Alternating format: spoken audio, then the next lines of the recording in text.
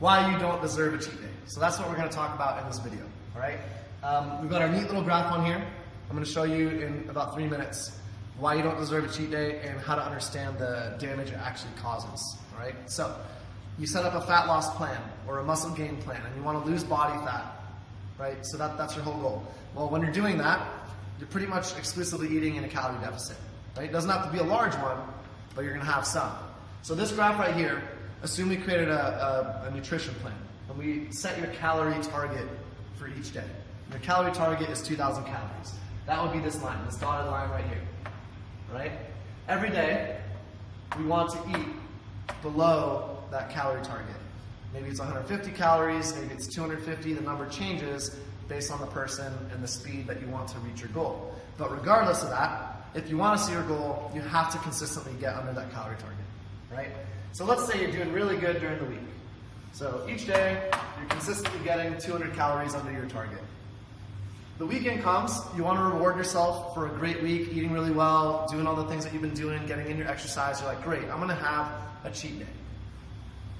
So you basically throw all tracking out the window and you decide you're going to eat whatever you want for the entire day of Saturday. And by the end of Saturday, you've eaten, your pancake breakfast, you've gone out for a sandwich and a Coke for lunch, and then for dinner you go out and have a beer and maybe some pizza with your boys, right? And by the end of the day, you're way over your calorie target. The thing is, you don't really know how much you're over your calorie target and you haven't tracked anything you've eaten. So by the end of that day, you're definitely in danger of going well overboard your calorie target, right?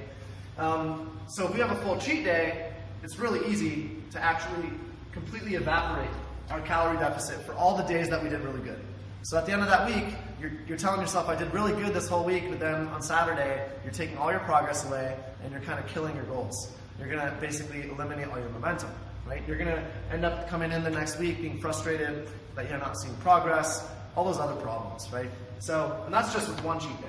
A lot of times we go into the weekend and we don't calculate anything. We go well overboard for both Saturday and Sunday. And we actually end up taking steps back and being frustrated. So, moral of the story, track everything. Doesn't have to be super detailed. It also doesn't really almost matter that much what you eat. It just matters that you're hitting your calorie targets, all right?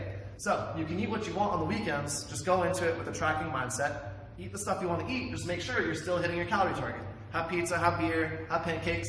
Just make sure you're not going above your calorie target. All right, guys? So thanks for listening. See you soon.